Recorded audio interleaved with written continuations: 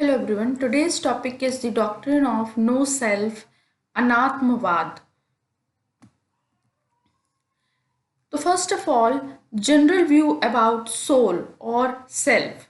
Most philosophers of India considered the soul as permanent. The existence of the soul remains after the death of the person and even before death. आत्मा के बारे में एक जो साधारण विचार है, साधारण मान्यता है, वो ये कि आत्मा एक अमर तत्व है। वो हमेशा रहता है, वो जन्म के पहले भी, मृत्यु के बाद भी हमेशा ही रहता है, बस वो शरीर बदलता रहते हैं।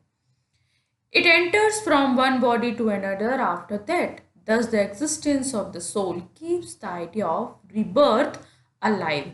और यही जो आत्मा की अमरता है, ये पुनर्जन्म के विचार की व्याख्या करती है। क्योंकि आत्मा अमर है, इसलिए कहा जाता है कि वो बार बार पुनः पुनः बर्थ लेती है, वो शरीर बदलती है, एक शरीर छोड़ दूसरे शरीर में वो प्रवेश करती है। But the concept of soul और the concept of self in Buddhism is so different. और या हम यूं कहें कि आत्मा के बारे में बुद्धिज्म में जो विचार बताए गए हैं वो भारतीय दर्शन के शायद ही किसी विचारक से मिलते होंगे। According to Buddha, all things in the world are transient. No objects remains the same in any two moment. Buddhism में ऐसा माना जाता है, कहा जाता है कि विश्व की जितनी भी वस्तुएं हैं, जितने भी ऑब्जेक्ट हैं, वो परिवर्तनशील हैं। एक क्षण अभी है, फिर दूसरे क्षण वो परिवर्तित हो जाएंगे। मतलब 2 मोमेंट में भी वो एक जैसे नहीं रहते। The soul or the self is also transient like other things. And जो soul है या जो self है वो भी वस्तुओं की तरह बदलता रहता है, वो भी फ्लक्चुएट होता रहता है। There is no unity to who we are. मतलब अगर हम कहें कि हम अपने एग्जिस्टेंस की बात कर रहे हैं, सो बुद्धिज्म में ये कहा गया है कि आपके एग्जिस्टेंस या आपकी पर्सनैलिटी में भी वो कॉन्टिन्यूटी नहीं है, वो यूनिटी नहीं है, क्योंकि वो मोमेंट टू मोमेंट चेंज हो रहा है। और अगर ये मोमेंट टू मोमेंट चेंज हो रहा है तो आप एक परमानेंट सोल या परमानेंट सेल्फ का इमेजिनेशन कैसे कर सकते हैं या उसकी बात कैसे कर सकते हैं? If the meaning of the soul is to believe in a permanent element, then the Buddha's opinion can be called anarchism यानी अनात्मवाद। अगर आप किसी अमर आत्मा या परमानेंट एलिमेंट की बात कर रहे हैं तो हम कहेंगे कि बुद्धिज्म में नो सेल्फ थ्योरी को बताया गया है। नो सेल्फ थ्योरी का मतलब है ऐसी कोई इटर्नल और इंडिपेंडेंट सोल नहीं होती जिसके एग्जिस्टेंस को हम परमानेंट मानते हैं। परमानेंट का मतलब है यहाँ पे जो डिस्ट्रॉयबल नहीं है, जो हमेशा सत्य है, जिसको डिनाई नहीं किया जा सकता, ट्रुथ है, अल्टीमेट ट्रुथ है। तो वो कहते हैं कि परमानेंट मतलब क्या है, कि परमानेंट ये कि जो चेंज फ्री है, जो कभी भी चेंज नहीं हो सकता, फिक्स है। ऐसी कोई सोल और सेल्फ बुद्धिज्म में एक्सेप्ट नहीं किया गया, इसलिए बुद्धिज्म की थ्योरी को अनात्मवाद कहा गया है। The term anatta in Pali and the Sanskrit word anatman both means no self. आप देखिए ये जो आ वर्ड है ये निगेशन को इंडिकेट कर रहा है, ये निगेट कर रहा है नो और नॉट को। तो इसलिए अनाथ मीन्स सोल होती है। ये आत्मा को तो हम सभी जानते हैं, आत्मा का जो इंग्लिश वर्ड है वो सोल है। तो ये जो आ प्रीफिक्स है हिंदी में भी आ होता है और इसका मतलब यही होता है कि हम किसी चीज़ को निगेट कर रहे हैं। यहाँ पे हम बेसिकली आत्मा के एग्जिस्टेंस को, परमानेंट आत्मा के एग्जिस्टेंस को निगेट कर रहे हैं। According to Buddha it is misleading to believe in a permanent soul. Remember one thing, we are talking about और we are negating permanent soul. यहाँ पे परमानेंट वर्ड बहुत इंपॉर्टेंट है क्योंकि बार बार वो बुद्धिज्म में कहा गया है कि nothing is permanent, everything is changeable, everything is movable, सब कुछ मूव होता रहता है, सब कुछ चेंज होता रहता है. Buddha has prohibited the eternal soul in these world. There is no soul in the world nor any other thing like a soul. वो कहते हैं कि इटर्नल सोल को डिनाई करते हुए कहते हैं कि ऐसी कोई चीज़ नहीं है दुनिया में, और ना ही ऐसी कोई जो किसी और चीज़ से कंपेयर हम जिसको कर सकें. Now, soul is the name of collective of the 5 स्कंद या 5 एलिमेंट जिसको हम बोल सकते हैं. वो कहते हैं कि देखो आत्मा है क्या, आत्मा क्या है. So in Buddhism soul is the name of the collective of 5 skandha, यानी जो 5 एलिमेंट होते हैं या स्कंद नाम दिया है उन्हें. वो कहते हैं इसका जो कलेक्टिव फॉर्म है, जो ग्रुप है, उसको सोल कहते हैं. Now the question is what are these 5 element. So there is no soul other than the impact of 5 elements. In other words, the soul is the name of collective of 5 skand. These 5 skands are Roop, Vedana, Sangya, Sanskar and Vigyan. अब ये है क्या, हम इनको एक एक करके देखते हैं क्योंकि ये इम्पोर्टेंट हैं. सो द फर्स्ट स्कंद इज आर फिजिकल फॉर्म.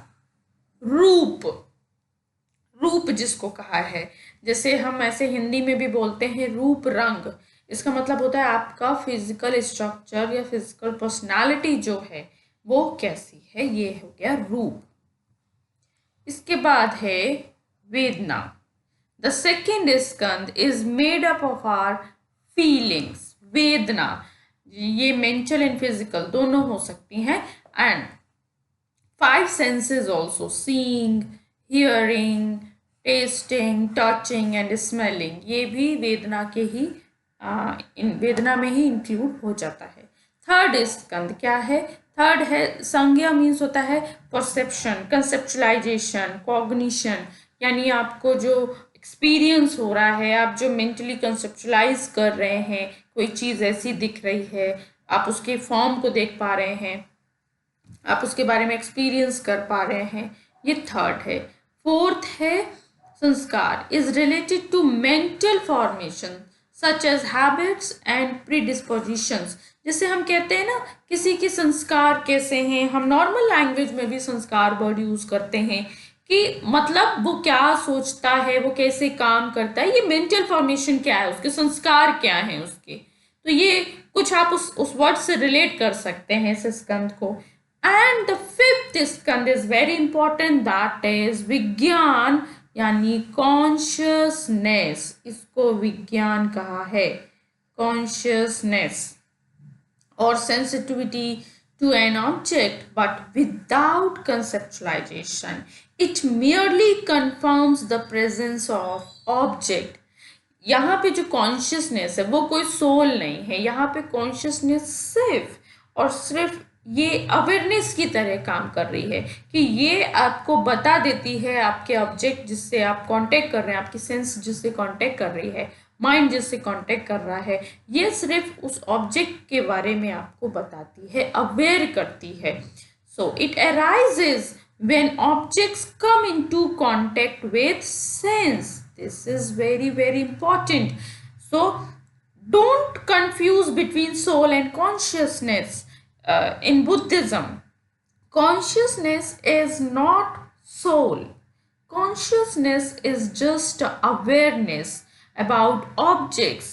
ठीक है, and it arises when objects come into contact with sense and mind.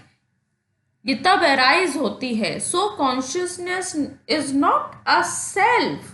Buddha considered the soul to be the stream of consciousness. तो बुद्धा के अकॉर्डिंग ये जो soul है ये क्या है, ये कुछ नहीं है, ये विज्ञानों का एक प्रवाह है. प्रवाह यानी कॉन्शियसनेस चलती रहती है. इट्स लाइक कि जैसे रिवर में वाटर बहता रहता है, वो प्रवाह होता रहता है, होता रहता है. इसी तरह कॉन्शियस का भी प्रवाह होता रहता है, एक स्ट्रीम, एक फ्लो चलता रहता है. और यही यही सोल है, the soul which is not permanent. अगर आप सोल की बात कर रहे हैं तो in Buddhism soul is what, stream of consciousness, जिसको विज्ञान प्रवाह कहा गया है, विज्ञान प्रवाह।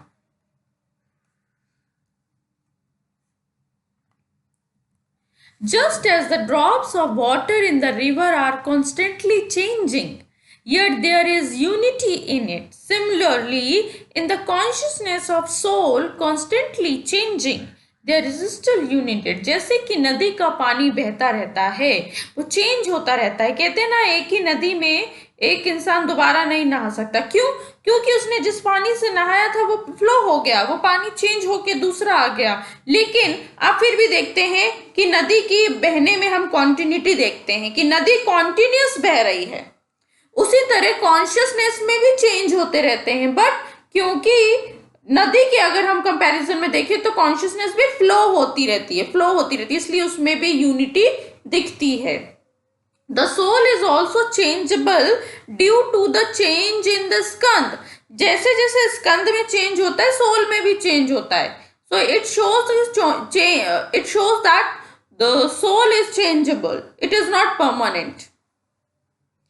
Now here is objection. क्या objection है? When the soul is considered to be changeable, then how is the explanation of the rebirth possible by this changeable soul? अगर ये सोल चेंजेबल है, ये बार बार चेंज हो रही है, तो हम रीबर्थ की एक्सप्लेनेशन कैसे कर सकते हैं? हम कैसे उसे कनेक्ट करें? So Buddha has explained reincarnation by probating the soul. According to Buddha, rebirth does not mean penetration of the one soul into another. Buddha के अकॉर्डिंग रीबर्थ का मतलब ये नहीं है कि एक सोल दूसरे शरीर में जा रही है, एक जगह से दूसरी जगह जा रही है। On the contrary, rebirth means discontinuity of consciousness. This is very very important. What is the meaning of rebirth? According to Buddha, this is discontinuity of consciousness. जब ये जो continuity हम देखते हैं, यहां से देखिए, मैं आपको समझाऊं, अगर मैं आपको समझा पाऊं तो बहुत अच्छी बात है। जैसे एक नदी होती है, ठीक है, नदी का पानी लगातार बहता जाता है और हम कहते हैं कि सपोज कोई नदी दो शहरों को कनेक्ट कर रही है, तो हम कहते हैं कि ये एक शहर से पूरा कॉन्टिन्यूसली बहती जा रही है दूसरे शहर में, ठीक है। अगर वो नदी कहीं ब्रेक होती है, ठीक है, सपोज बीच में थोड़ा सा स्पेस है, वो पूरा ब्रेक हो गया या छोटा सा गांव बस गया, ठीक है, और फिर दूसरी नदी बहने लगी, वो ब्रेक हो गया और उसके बाद वो नदी बहने लगी, तो उसको दो नदियां कंसीडर करने लगते हैं, एक जो उस गांव के पहले है, एक जो उस गांव के बाद है। उसी तरह ये क्या हुआ, ये एक ही नदी का डिसकंटिन्यूशन हो गया, उसका जो वाटर था वो डिसकंटिन्यू हो गया, ठीक है। तो इसी तरह क्या होता है, जब सोल के मामले में भी बुद्धा यही कहते हैं, कॉन्शियसनेस के मामले में, कि कॉन्शियसनेस का फ्लो अगर चल रहा है, इट मीन्स कि वो पूरा एक बर्थ है। अगर वो डिसकंटिन्यू हो गया तो इट मीन्स कि वो रीबर्थ के सेंस में हम उसको फिर समझेंगे। So this is the theory of rebirth in Buddhism. The combination of mind and matter is called a life stream. जैसे कि ये जीवन प्रवाह क्या है, वो कहते हैं कि माइंड एंड मैटर का वस्तु को हम देखते हैं, फिर हम उसे ऑब्जर्व करते हैं और फिर इस तरह से उसमें कॉन्शियसनेस आती है और वो चलती रहती है। This life stream contains the Karma seed. जो आप कर्म करते हैं, आप अपने जीवन में जो भी कर्म करते हैं, वो क्या होता है, becomes the subject factor of birth and death. वो इम्प्रेशन उस कॉन्शियसनेस में प्रिंट होते रहते हैं, विज्ञान बनता रहता है और उस विज्ञान के अकॉर्डिंग ही आपको रीबर्थ मिल जाता है। When the last consciousness of a consciousness flow, जब आप उस विज्ञान प्रवाह का लास्ट प्रवाह जो होता है वो खत्म हो जाता है, then the last consciousness dies and a new consciousness is born in a new body. Therefore, even without a eternal soul, Buddha interpreted the concept of rebirth. तो इस तरह से बुद्धिज्म में रीबर्थ को समझाया गया है। Buddha is not nihilist and eternalist. आप देखो दोनों ही तरह से बुद्धा अपने आप को बचाते हैं। वो कहते हैं कि पूरी तरह वो निहिलिज्म भी फॉलो नहीं कर रहे और इटर्नलिज्म भी फॉलो नहीं कर रहे। And now what is nihilism and eternalism? The Buddhist doctrine of no self is not a nihilistic denial of reality. यानी ये कंप्लीट डिनायल ऑफ रियलिटी नहीं है। ये नहीं कह रहे कि कोई रियलिटी ही नहीं है, कोई ट्रुथ नहीं है, ठीक है, कोई सच हम जिसे कहते हैं कि ये एक सत्य है जो कभी बाउंड नहीं हो सकता, रियलिटी है। वो कहते हैं ऐसा नहीं है, मैं निहिलिस्ट नहीं हूँ, मैं शून्यतावादी नहीं हूँ। एक्सटर्नलिज्म क्या है? इज सॉरी इटर्नलिज्म क्या है? इटर्नलिज्म ये बोलता है that there is an eternal self and this self would continue to exist after death. तो कहते हैं कि जो इटर्नलिज्म है वो ये कहता है कि एक सोल एग्जिस्ट करती है जो परमानेंट होती है, जो इटर्नल होती है, अमर, और वो कंटिन्यू होती है आफ्टर डेथ भी। इन दोनों को ही बुद्धिज्म निगेट करता है। On the contrary, nihilism is the view that there is no self that perishes after death. In Buddha's account, the middle way involved the avoidance of two extreme, eternalism and nihilism. वो बीच का वे अपनाते हैं, middle मध्यम पाठ जिसे कहा गया है। वो कहते हैं क्या? No self doctrine does not bear the meaning of subject negation. कि अगर मैं ये कह रहा हूं ये जो अनात्मवाद है, इसका मतलब ये नहीं कि मैं सब्जेक्ट को पूरी तरह से निगेट कर रहा हूं। It only implies that people should not adhere to the unlimited desires which are the reason for their suffering. देखिए यहाँ पे अभी मैं आपको आगे समझाऊंगी तो ये क्लियर हो जाएगा। वो ये भी नहीं कह रहे हैं कि कोई there is eternal soul, and वो ये भी नहीं कह रहे हैं there is no eternal no soul. No soul का मतलब ये नहीं कि कोई भी एग्जिस्ट नहीं कर रहा है। इन दोनों के बीच का पाथ वो लिए हुए हैं। वो कहते हैं actually in Buddhism there is two type of reality, जो इसमें अभी हम डिस्कस करेंगे कि समृद्धि सत्य एंड परमार्थ सत्य, वो हम आगे बताएंगे। पहले हम इतना देख लें कि ना ही बुद्धिज्म निहिलिस्ट है, निहिलिज्म को फॉलो कर रहा है, और ना ही इटर्नलिज्म को। Soul is not identical with body parts. और ऐसा भी नहीं है कि जो सोल है वो बॉडी पार्ट के साथ आइडेंटिकल है। There are perception, feeling, personality trait, physical parts such as hands, heart, etc. These parts don't have a unity, क्योंकि आप इन्हें रिप्लेस कर देते हो।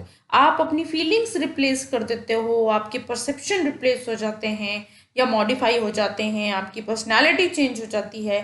फिजिकल पार्ट्स भी आप देखो, हैंड भी अगर टूट गया है या एक्सीडेंट कुछ हो गया है, कोई पार्ट आपका ब्रेक हो गया है, तो उसको रिप्लेस कर दिया जाता है। You can take some away और replace and still be you, और आप तब भी रहते हैं जैसे आप हैं। So something is behind these parts. This is to say you are not identical with those part nor are you different from them. आप उससे अलग भी नहीं है और आप उसके साथ आइडेंटिकल भी नहीं है। So there is a middle way. You imagine yourself to be some simple thing behind this part. इन सब के अलावा या इन सब के पीछे एक ऐसा सिंपल पार्ट है जिसको आप रिप्लेस नहीं कर सकते। इसलिए बोला है कि ना पूरी तरह से निगेट हो रहा है, ना पूरी तरह से एक्सेप्ट हो रहा है। Something is there and that something, that ultimate truth is not explained by language. Actually ये जो नो सेल्फ थ्योरी है, इसके थ्रू बुद्धिज्म निर्वाण तक पहुंचता है। ये कहीं ना कहीं निर्वाण जो लिबरेशन बताया है, लिबरेशन को बुद्धिज्म में निर्वाण कहा गया है, निर्वाण। और वो कहते हैं कि कैसे आप एक्चुअली बुद्धिज्म है क्या? Buddhism talks about two thing. First और टू पर्सपेक्टिव हैं उसके। First, this world the whole universe is full of pain. ठीक है, ये दुख आप देख रहे हैं कि उनका जो प्रथम आर्य सत्य है, first noble truth, that is also what? The world is full of suffering. Everywhere is suffering. सब जगह दुख है, और इस दुख से छूटना ये एम है, वो निर्वाण है। और ये दुख होता क्यों है? What is the cause of suffering? The cleansing with the objects or with the self. I am this, I am this, I have a big house, I have beautiful phone, I have beautiful girlfriend. ये चीजें हमें जोड़ देती हैं। I am making this, ये जो मैं, मेरा, ये हमें बांध देता है सेल्फ के साथ। So no self theory leads nirvana. How? Buddha neither affirm not deny the existence of self. ना ही वो डिनाई करते, ना ही अफर्म करते हैं। He talked about the process by which the mind creates many sense of self. वो उस प्रोसेस की बात करते हैं कि आपका माइंड क्या होता है। आपका माइंड जो कंसेप्चुअलाइज करता है चीज़ों को, मैं ऐसा हूँ, मैं ये बना रहा हूँ, मैं ये कर रहा हूँ, ये मेरा है, ये this is the root cause of suffering.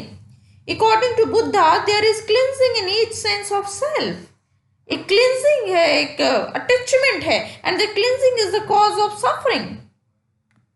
So he advised to dismantle that cleansing, that whenever you see yourself identifying with anything painful, जब भी आप किसी चीज को अपने से कंपेयर करेंगे, मैं ऐसा हूं, मैं दुखी हूं, मैं बुरा हूं, मैं काला हूं, मैं मोटा हूं, मैं गरीब हूं, so you remind yourself that it is not self.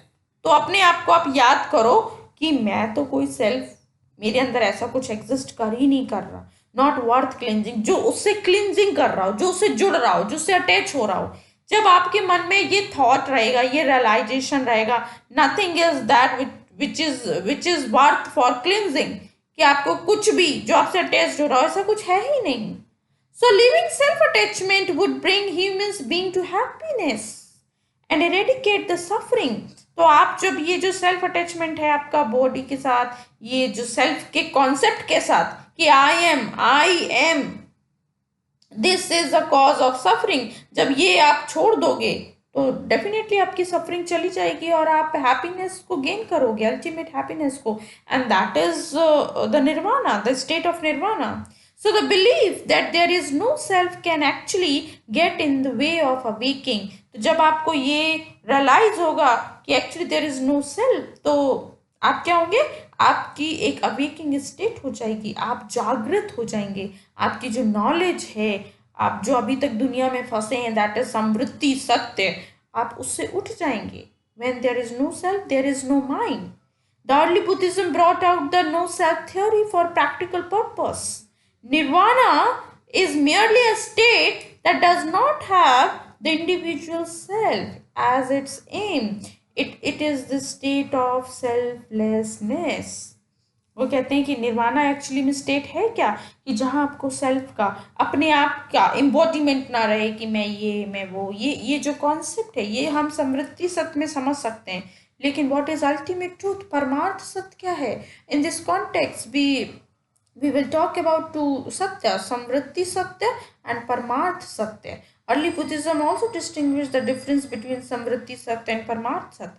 Buddhism does not deny ourself in empirical sense. Empirical sense में वो कभी भी deny नहीं करते, but in the ultimate reality, he denied what the ultimate reality. समृद्धि सत्य is what the truth based on common understanding of ordinary people. जो हम देखते हैं दिन भर में, हमारा जो एक्सपीरियंस होता है, it refers to empirical reality. और हम यही तो कहते हैं एम्पेरिकल में, मैं ऐसा, मेरा घर, मेरा सब कुछ। तो ये जो सत्य है, समृद्धि सत्य है, इसमें तो आप सेल्फ की बात कर सकते हैं, एंड बट यही आपकी सफरिंग का कॉज है। सो परमार्थ सत्य is what ultimate truth of universe as शून्यता that is devoid of any inherent and tangible characteristic. ऐसा कोई कैरेक्टरिस्टिक है नहीं। परमार्थ सत्य को आप लैंग्वेज के थ्रू या परसेप्शन के थ्रू आप नहीं समझ सकते। सो this is the concept of no self theory. Remember 2-3 points, that Buddhism is not nihilism, and he does not deny completely that there is no soul. There is no eternal element or soul or the self. And no self theory leads to nirvana. That is the main aim of Buddhism. So आपको ये याद रखना है कि Buddhism में सबसे पहले बताया गया है कि सब कुछ दुखात्मक है. Everywhere is every place is full of suffering.